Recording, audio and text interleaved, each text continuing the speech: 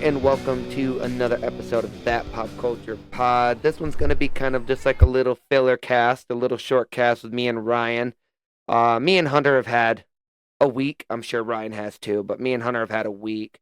So this one's just going to be short to make sure we have something to put out, and we'll come back on Monday with a more full podcast. But joining me today is one of my favorite hell divers, Ryan Adder. How are you doing today, brother?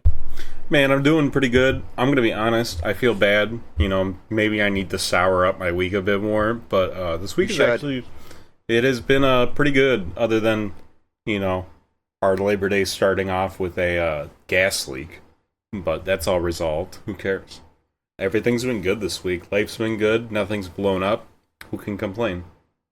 Dude, honestly, oxygen's kind of overrated. So, I get it. My job is my job, but I have a house, living with my partner. Life's good. I can obviously complain about some things. Like, man. You know what? I'm going to start this one. I'm starting this podcast off with a bummer. The last of my childhood pets have died. My last one died. Tigger is dead. R.I.P. my boy. He was like 17 years old. Dude was a little lap cat. Good life. Dude, he had a fantastic life. My little brother asked me that question. He was like, I feel guilty because I don't know if he had a good life. And I'm like, he lived 17 years in a warm house and got pet whenever he wanted. He had a great life. Yeah, that's all an animal could ask for. Like a wild animal that we let into our home. You know what? Here's a good question. What is your favorite sad animal movie? Because I watched one after this, and I gotta see if you have one. Because I'll tell you mine after. I'm sure it's probably Marley and Me because I remember that one being a good movie. But honestly, when pets pass away, I typically don't like movies because of that. I don't like movies either, but sometimes I like sitting there and soaking in it a little bit, if that makes sense. Like, I get it. It's healthy to go through it.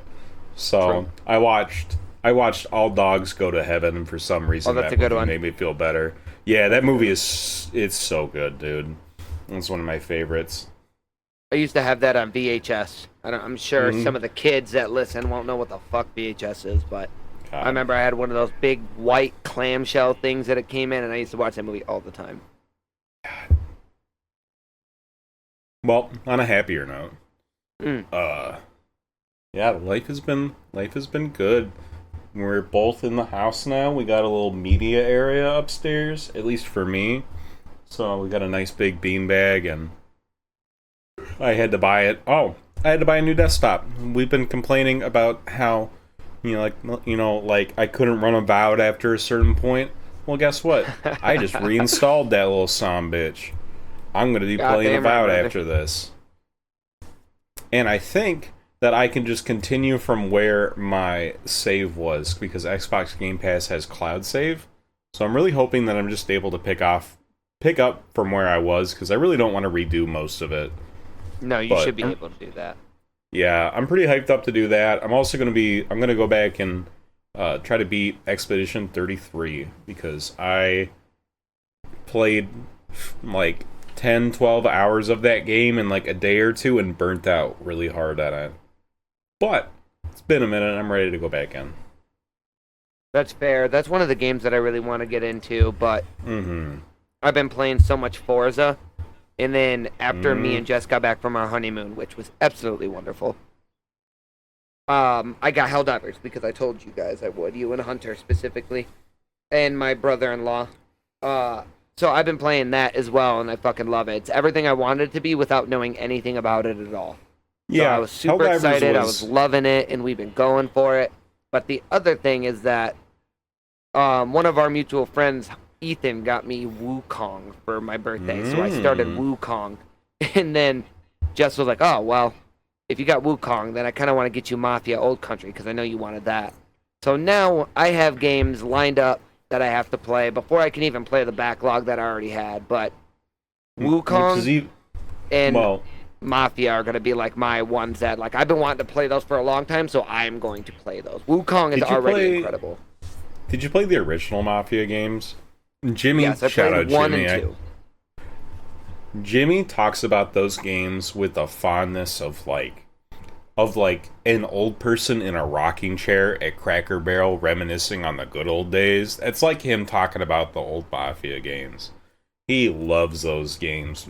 And I haven't heard anything from him about Old Country. I know he's been busy with his house and that absolute hellscape of ripping up the pipes and everything, but I'm really interested to see if he's had any thing to do with Old Country, because Old Country people were doing the good old thing of like, oh, well, Mafia is a GTA game, let's compare it to GTA, and then you can't swim, you can't do etc., etc. But everything I've seen about it is that it's more of a narrative focus of a game. You know, like it's not really built to be like a everything simulator. It's like, okay, we're here to tell this story. We're gonna do that. So that's kind of like what the first 2 were to me, and then obviously like they did also have like a racing sim in it, like actual menu to like do racing to unlock cool cars that you could use in story. But I was gonna actually go back and play 1 and 2 before I played Old Country, but it's set beforehand. So actually it just makes more sense for me to play Old Country and then play the remake of 1 and then just go into 2 because I don't really care about graphics that much as long as the game's good. So I'm actually pretty excited about it. I can't wait to play it. I know Wukong is kind of easy, and also it is a relatively short game. So that's why I don't mind waiting to play Old Country until I just finish Wukong altogether so that I don't have to split myself multiple ways. Anyways, so let's go on Wukong. What were we saying? So, what I was going to say about Wukong is that Wukong falls into the category of where people are like, oh my god, this is a Souls-like game. It's not. It's an action game. It's like Devil May Cry. It's a beat 'em up, isn't it? Like it's more of like an action-paced game, much rather than like a super hardcore fighter. No, it's 100% a Souls game. Like in every single facet of the word. Oh, I mean it is. Did you play it? No. Okay. It did yeah, not. It is absolutely like it's what I wanted. It just reminds me of. I'm gonna suck its dick a little bit, but it's exactly what I wanted Sekiro to be, and what everything I dislike about Sekiro, Wukong does right.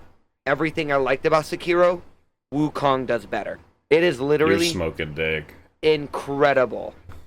The one thing I will say though about Wukong, well, I have a lot of things to say about it, and they're all good. But the one thing I will say that it's a slight negative, but I guess it's good for other people, just not me.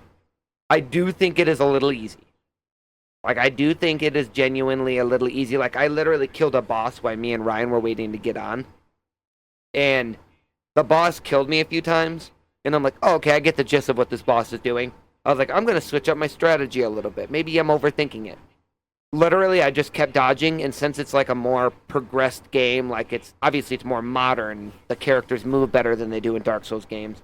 He's like jumping through his legs when you dodge into them. He's like sliding around their back when you're dodging around them. Like, it is so beautiful and amazing and artistic. But basically the way to beat the boss, because every boss is immediately, they move like an end game Elden Ring boss. Like, they all move really, really quickly and they just attack constantly. Basically, your main strategy is just move around too, I guess. Which I think is a little okay. I mean, like, it's not my preferred. I prefer a little bit more strategy to it, but also I'm at the beginning of the game, so I'm sure it'll get significantly harder. But I do think it is a lot easier, because I feel like Dark Souls games basically should be really, really hard when you start, and then you get the gist of it, you get used to it, it gets easier, and then it immediately gets hard again, because that's the point of it, is the end bosses are harder. This one just seems to be easy going in. But I really don't think that it is a Dark Souls game. I mean, like, Devil May Cry is exactly what you described. Like, games like, have you ever seen, like, Ninja Gaiden? I have played it, but I've never really delved deep into it. It's the same thing, where it's, like, it's a very mobile beat-em-up. But, you know, the boss battles are still obviously hard and stuff. But right. I really don't think that Wukong is intended to be this super intense Souls-like. You know, because, like, that's what Sekiro is. Sekiro is just a... dude, that game is one of the few games that... I have a Snapchat of it. I think I've brought it up before. When I I had spent like 2 weeks trying to beat the final boss, which is like a 5-phase fight, and I finally beat him, and I took a Snapchat of it, and my hand is literally like vibrating, and it's just me going, 2 weeks, 2 fucking weeks. Yeah, I think Ethan was on that last boss for like, I'd probably say like 6 or 7 days himself, and he is pretty talented in parrying. Here's my argument with Sekiro is that almost every single boss, there's some of them that are absolute bullshit in that game. True. But Lady Butterfly. No, Lady Butterfly is satisfying once you understand what like more and more of like what you're supposed to be doing and some of the intricacies. Sekiro really rewards you by playing around with the game and trying to figure out what feels best. There is no optimal way to do it. If you look up a strategy, you're a bitch. I don't care. Just play the game. I played Lady Butterfly for about 2 to 3 days until I got it, and it was almost the same sensation as that final boss fight where it's just like that hand trembling, like, I did it. She's done. And it was like I experimented with items, I experimented with different ways of like when to go in and attack her, because I think the really unique thing about Sekiro is that it pushes you to keep going back in. You know what I mean? It's not just like swing, run around, wait for an opening, swing. Like Dark Souls is. Sekiro is, because of the posture gauge, you really have to stay in on them. And it makes I hate that because I'm good at Dark Souls games. I'm like pretty good at them, even like the Dark Souls-like games like Lies of P and Black Myth. But I'm not good at parrying. It's never been something I'm good at, and no matter how hard I try, I can't get good at it. So that's why I just couldn't do the game. And like when you were saying it took you like 2 or 3 days to kill Lady Butterfly, I don't do that. I absolutely refuse. If I can't get it by like the 10th or 15th time, dude, I'm not fucking playing it, and I'm just going to move on. So, I feel that way. The only Dark Souls that I've beaten is 3. I've given up on 1 and 2. Bloodborne, I got... so good. Oh my God, I got so frustrated with Bloodborne. Sekiro is one of those games that I cannot go back and play because I don't have that time and I don't have that patience. But I was in college when it came out. Yep. Dude, it was towards the end of the semester. Me and my housemate both just played the living hell out of that game. He beat it before me, and then and then we would just sit up there and talk about different strategies for bosses and stuff, and rerunning it. That game is a very unique thing because it really does feel like a fight in the sense of like that. Like you wouldn't just back up and give them a second to breathe. You're really gonna like keep going in and in and in and in until they lose their stamina, or crazy, they break their posture, and then you punish them for them. You punish them for it. Words. I guess it's just like the thing that sucks about that game is it's the only play style I don't play in these games. Because like I'll do like a mage, I'll do like a heavy fighter, I'll do like a dexterous fighter. Yeah. I'll do all the different types. I don't really care. I'll play the game any way I can. But Sekiro, and thank God Wukong's not like that, is just like, it's the only playstyle I don't like. Like, Lies of P is another good example. Lies of P. That is also a posture-based game. It is basically the best Sekiro-ish, the best Sekiro-esque game I've ever played in my life. But it's also just, you can play. There is other avenues to play in it. You still have to do the posture, the blocking, breaking it. But when you have other weapons, I feel like it's easier for me because I'm just not a samurai sword posture breaking guy. It's just not my thing. Everybody knows what type of game is just not their thing. And that is the one that is, no matter what I do, I just can't fucking do it, man. It's just not my thing. Dude, you want to hear mine? You ready? What's that? RTSs. You know what that means? Like real-time strategy. No. Civ is like turn-based. Real-time strategy is like Halo Total Wars. War. Yes. Yeah, Halo Wars is RTS, where it's real-time. I can't do it. I don't have the brain for micro or macro or any of it. Dude, my brain does not compute when it comes down to RTSs. It's so funny. Even even in like Civilization, I wish Hunter was here. It is ridiculous.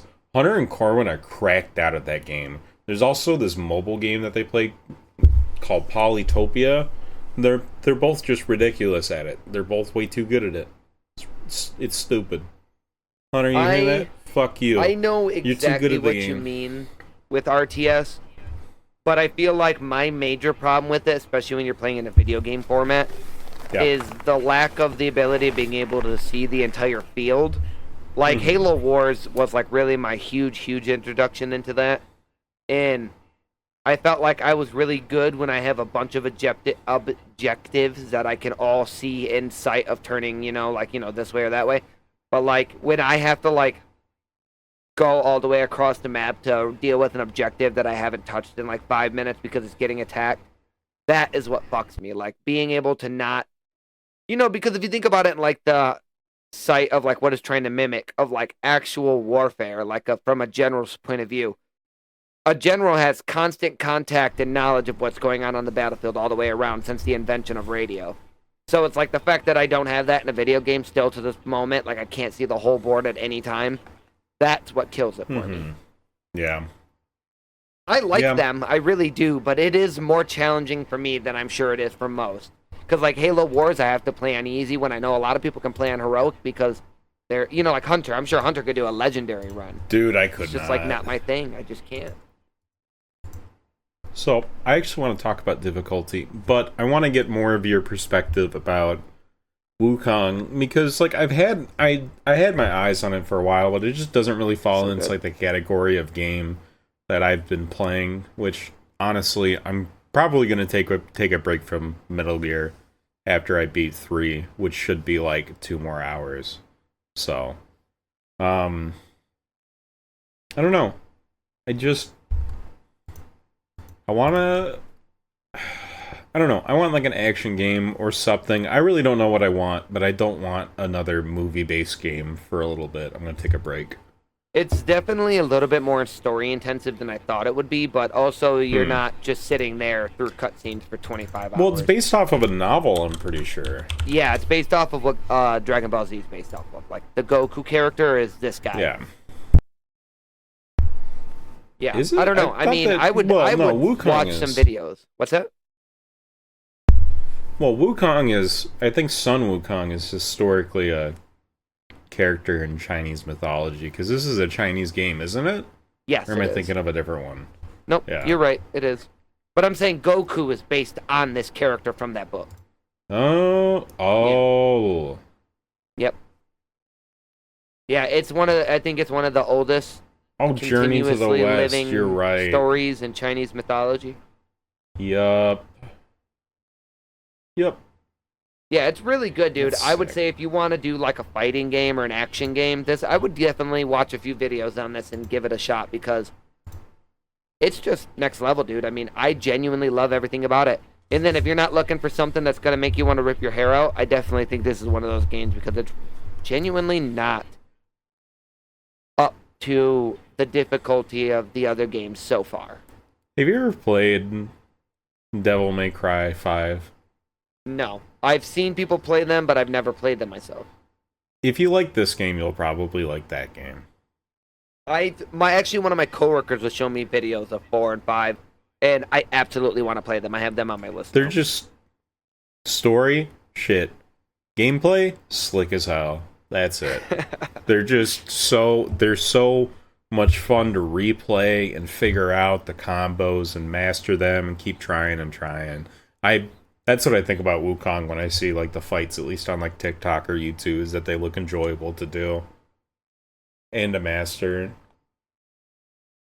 Yeah, I'm sure it is definitely a similar type of... I mean, obviously not to, 1-to-1, but definitely probably a similar type from what I've seen about it, and it's something that I'm definitely very interested in. It's just hard because Forza makes me so happy, so I've spent so much time on that. And then with Helldivers is going to be my primary multiplayer game until Battlefield comes out. I don't have any time between, finishing Wukong, finishing Mafia, probably starting the first Mafia again because they're related. Like, I know I won't have time because once Battlefield comes out and I'm sick of that and all my story games that I want to play the rest of the year, I know GTA is going to be out. So it's like, it's just going to be really hard for when I can fit it in. Yeah, that makes sense. There's just a lot of stuff coming out, dude. I mean... Yeah, well, after a bunch of years of nothing good coming out, it's kind of nice. It's just, I know it's going to take me a while, but I think I have a lot of games that that are older, or the games that I've played already that I want to replay that I think I just don't care if I don't play them because I've already played them. But there's a lot of good ones that I genuinely do want to enjoy and I want to get into. No offense to you, brother, but I hate it when people say nothing came out this year. Yes, shit did. It's came out like the last 5 fucking years. We've had like a good amount of title. Yes, there has. Nope. Yes, there has. I can go back 5 years and tell you some major titles that have come out. Each one, it's the same thing of like when Expedition like 33 came out, and then everyone's like, there hasn't been a good JRPG that's come out in a long time, and I'm like, one came out this year, another one came out last year, one came out before that. Suck my dick, you're wrong. 2020 to 23, I don't feel like a whole lot of stuff that I play comes out. When I say that, I mean stuff I play. Yep, there you go. Yeah, for me personally, a lot of the games that I had interest in, they were dog shit garbage. I played them, they sucked, or they were just unplayable, so I decided not to buy them. Like, just like stuff like that. I'm not going to spend money in games if I'm not 100% sure it's something that I'm going to like. Like when me and you were playing Space Marine. I was like, well, I'm going to see how it is when it comes out. And you were like, well, I'll get it for you. So like, okay, well, I'm going to play it. And then ended up, like, I felt like that was really one of the first starts for me of like, okay, maybe people are actually going to try. Because you cannot deny that outside of indie companies, that basically all of the companies we could trust for making good games, they basically just stopped making good games. Well, I've been like an indie game player for a minute, and then Final Fantasy VII came out for the remake. I'm I'm looking at like a list of things right now, and I'm like, there are definitely like Doom Eternal came out for me. Spider-Man. Wait, no, that's a remaster. Get out of here. Yakuza Like a Dragon came out, and then the sequel came out, and dude, that's a whole conversation. Yakuza is one of those games that I really want to get into, and then I get halfway through a game and I just kind of burn out because it's just so much dialogue. Like, they're fantastic, but good lord, some of the times. Yeah, I really prefer games like that, but I understand people who get sick of it. Like, I genuinely don't get sick of it. It's usually like something happens in my life and then I can't play that game for a little bit, due to just like, it just takes time to play games like that, right? Like, I can't just sit down for 30 minutes and play a story-driven game. It just doesn't work. I really have to have like an hour or two open. And yeah, I get what you mean. Honestly, Yakuza Like a Dragon, I think I was like 5 chapters away from the end of it, and then I broke up with my girlfriend, and like life, same kind of thing where like life just happens. I didn't really want to sit down and play a game that I played next to her, so I didn't play it for a long time, and now I'm like, do I really want to replay this game all the way, or do I want to start from where I was and try to piece back what was happening? And honestly, both decisions kind of suck, so I haven't done either. I get that. I definitely get that. It's just life sometimes. Like, God. I played Yakuza 0, which anyone who's listening who's like, Yakuza? Play Yakuza 0. It is meant to be the entry point into the game. It is essentially like a prequel to like 1, 2, and 3. So, it is A, one of the best Yakuza games, and B, it's just a great entry point. Sorry, dude, I'm kind of drunk right now. This second beer hit like a fucking truck. Ryan has not brought dinner. You are perfectly fine. Dude, I wanted to talk... Did you see that, like, almost every single online store went down this morning? Xbox, Steam, GOG... Nope, I haven't been on my phone at all. So, Hollow Knight Silk Song came out today, and it crashed every single storefront because they weren't doing pre-orders. So when it came up, within like 20 seconds, every single storefront is down, which I think is insane for a indie company. Yeah, indie company. I think they're like a team that's I think they're like under 10 people. Melbourne, I'm recording, dude. I have cats in my house now. There. But yeah, no, it's literally like it's like under 10 people. And they made a game that crashed every single storefront for games. I think is insane. It's a prop to them. It's the same thing with Expedition. That says two things to me. Is like, one, awesome. People wanted this fucking game. They should have had pre-orders. It's fucking sweet. Two, how fragile these big guys companies that try to act like they're all, the pillars of the internet can't even handle a couple of weebs that want to buy a game. Like, that's the two things I'm taking away. It's not a couple. It's a lot of people. No, but you know what I mean in general. Like, you are the biggest platforms in the world, and you can't handle people buying a game. Like, that's sad. Yeah. But also, fucking awesome for that company. That's sweet. But they've also done something which I've argued that larger companies need to do, which is just drop things without saying things. Yep, Understand that your product is going to work by word of mouth because you believe in your product.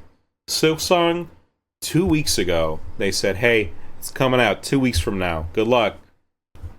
And they did absolutely amazing. You know why? It's literally just word of mouth. They released one trailer at, I think it was like Gamescom, and they're like, "Good luck, guys. We've worked on this for 7 years." And it's been there were no review copies sent out to anybody or anything. They were just like, we're just gonna send it as it is. I think that is definitely something good to do, because after so many years of the big companies just putting out absolute garbage shit, people will only buy what they know is actually good at this point. There are a lot of the idiots that'll literally just buy the same garbage booty cheeks ass game over and over and over again, and it makes those companies millions and billions of dollars. But like a smaller company, they're only going to make money if they put a game out and somebody's like, "Hey, this is good, you should check it out," and then another person's like, "Oh, I need a new game." They play it. "Oh, this is good, you should check it out," and then it keeps going and it's multiplying. That's how these people make it. Yep. Helldivers. Exactly. So Helldivers, historically, its launch is one of the most infamous launches, I think. Like, No Man's Sky is up there, but Helldivers historically did not work for like 2 to 3 months on launch until they got new servers and stabilized it with code. But the reason for that was like Helldivers 1 was only, I think it was like they peaked at like maybe like 50k people. And then for Helldivers 2, they almost peaked at like 500,000 people on the first 2 days. Like, you can't buy that many servers. You're just not ready. No indie company's ready for that. Yeah, not until you get your money in. Exactly. Yeah. Yeah, Helldivers, I mean, I don't know. It's one of those things of like, where like, I think that like, if they just, so, for example, GTA, right? If they just dropped it tonight, randomly on the store without saying a word, guess what? Everyone would still buy it. And they wouldn't have to send, and they wouldn't have to spend a single dime on marketing. That's what I don't get for a lot of companies. Even like Bethesda. They could just drop Elder Scrolls 6 tonight. Guess what? It'll still sell. So I don't understand why these companies like to announce. So I'm going to cut myself off because I know why. It's for shareholders. I don't get why these companies like to announce these games 2 to 3 years ahead of time. Shareholders like it because it generates value, it generates hype. That's it. That's half the reason why people do this shit.